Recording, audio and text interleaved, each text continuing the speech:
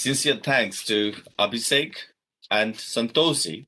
Those they have invited me and initiated such kind of topic, which is really great for not only for Indian citizens, but also for Europeans and the foreigners. You know, being as a last speaker, it's always for you to have limited time, and you are quite limited to give some outputs. But let me to start. How and when we started to talk about decoupling. Why we started to talk about decoupling today? So a few sectors cover which has been not discussed, and I will pick up with a broad sense. So why we are talking about decoupling today? And decoupling with economic impact, or also with the social, cultural, and strategically military impact. So let me come to that point, and let's just start from since 1988, almost 45 years, no conflict or no death of any soldiers on the border. And we had kind of understanding between India and China that if peace is met at the border, then the rest of relationship will go forward. But if the peace is not maintained at the border, it's very difficult to continue our normal relationship, which will impact negatively and adversely. And we have seen in recent days, weeks, the things which has happened at the border in Ladakh and other areas. We are very sensitive. Being as an Indian, we have started to think that both things cannot work together. Once we are protecting others, and another we are improving our economic tie-ups with both the countries. And then the voice came up that either the Chinese policies, which has been implemented with their neighbors and especially with India, very tactical side, that they are showing that we would like to give the things and accept the border actual control area where we have perception that these are the actual control. And you have to accept unilaterally. And that is important because these are the Chinese perception that you as a sovereign country should accept our hegemony, what dictate to you. And the dictation is our perception of the actual control at the border side. And it is not going to be discussed with bilaterally. So these are the points which is very much important to be considered why we are talking about decoupling today. Let me to come back again to very important issues, which is saying a strategic side, that is a strengthening the India when we understand our comprehensive national power, if we are able to compare or we are able to accept the hegemony what they're imposing to us. So in that case, India is very straightway say we don't accept your hegemony, and we are reacting on the statement what they do, on the act how they behave at the border as well as in the economic sector. So India has reacted on the ground, especially with military strategy, and we will not take this what we call the lying down.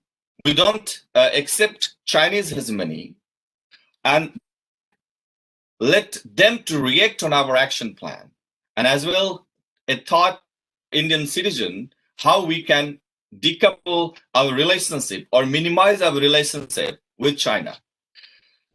If we have continuous send assets and the need of because we are going to limit our relations, if we send such kind of harsh message to China through border, and at the same time, because our government of India is looking further to have more and more investment in India, so through local in vocal, vocal in local, made in India, or such kind of programs which has been launched, we are looking further for the investment. And many previous speakers, they have presented that the trade or bilateral trade between India and China is quite high. But comparing to the export and import, we are not competitive even with the Chinese goods, and we are more relying on them. So in that case, if we are reacting militarily, taking action at the border, and at the same time we are enhancing our economic cooperation with China, it should give a very false or wishy-washy kind of a statement, or kind of relationship to be developed. So what I think, in the same manner, uh, policymakers, lawmakers, the government, the current Prime Minister, Mr. Narendra Modi, they have to take this real step, and take same action as they are showing at the border in the similar manner for the economic strength. So let me to go for the next point. What I would like to present you here, policy engagement, because these are again very important issues, that how we can tackle being as a country of emerging economy, with the second largest population in the world, with highest youngest population in the world, as some of our speakers mentioned that we are the second largest English speakers in the world.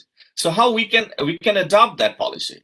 Some of you also, you have mentioned that we can block 3G activities, or their test in India. So we have banned it, or we're supposed to ban it, as UK have done a few weeks ago. 200 applications we have blocked. That is not enough. We understand that the flow between India and China in the term of economy is quite high, and we are more depending on the Chinese economic flow than our outflow to India. So export and import is quite limited. From Indian side, export is quite limited than the import. So I do understand it will be very painful for India when we go for decoupling.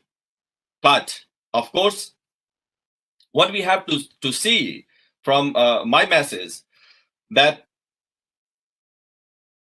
complete decoupling is not possible now, because if we do Make in India program or local for vocal program, we need Made in India program. So we need to have some foreign capital to come to India. But we will choose where we want to decouple with India. They could, of course, push back. If we are going to select some kind of areas where we are going to do decoupling, Chinese are not going to watch that, okay, India is taking action, so we don't have to behave, or we have to just accept their proposals. But we take some actions and they will react on it.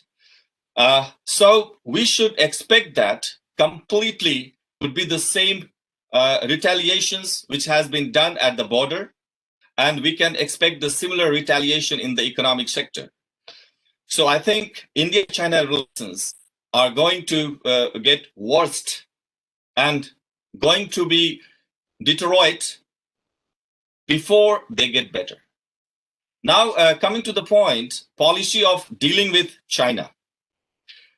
From the international angle, as we have seen some of our researchers and the scholars, previous panelists, they presented, a strategic location and the boundary conflicts, border conflicts with India, China and their neighbor countries, for example, Pakistan, Tibet, Turkmenistan, Iran, and other countries, how they're going further. And so in that case, India is supposed to go further with developing their strategic partnership with USA. Of course, we're supposed to think about it, and we're supposed to give a strength to that strategic partnership. But at the same time, we must think to develop our cooperation with Japan, Australia, South Korea, and possibly with Indonesia and Western European countries. So depending or such kind of way, what I can see is, if it is happening, little bit of development of business also can be going further. Let's think other point, which is very important here. We need to find black spot. For example, Hong Kong, Taiwan, and South China Sea. There are sensitive spots in China, like Xinjiang, Hong Kong, Tibet, and being as Indian policymakers, they must try to leverage to the extent possible these sensitive and blind spots where China is concerned. Uh, Impact of decoupling, from my point of view, beginning from the shift, which is showing here, it is possible, and the decoupling must be taking place if we are sovereign country. And we are looking further, not as a competitive point of view, but as a development point of view, because economy or the model of economy which has been used in China is much more weaker than the economic model which has been applicable to India is more strengthened. So here, what I like to say, there are invisible resources from the countries too, which has not been counted, and we are not going to dependent surplus invisible investment from China only. We should look further out of China and other neighbor countries around the world with whom we can develop our investment plan. So these invisible resources, how to flow to India? The government of India must think about decoupling through their own policy making rather than relying on the Chinese policy making. So the government of India must think how and which kind of policy we must bring to India, which will encourage the foreign players to come India for their investment and get their profits. So I think that this particular area of COVID-19 and the current situation which is going on the border gave us a very clear picture to India, as Indian citizens in general, and towards the world, that how we can develop our economic framework within our own country, and so that these are the possible resources from the part of the world will flow in. Let me to give concluding words here. As we can see, China-India strategic partnership is not from today, and we have time to time so many conflicting issues we have faced, and we are looking further to go ahead. And there will be many more issues. I think that some questions will be coming up, and we will be very happy to address that question. So my one last point is, Government of India must consider their principles and policies towards strategies making with China, other neighbor countries, as well as inviting foreign players to the country or inside the country, by keeping in mind how other invisible resources which has not been accessed to bring Indian souls and in Indian strategy system. Thank you. Thank you so much.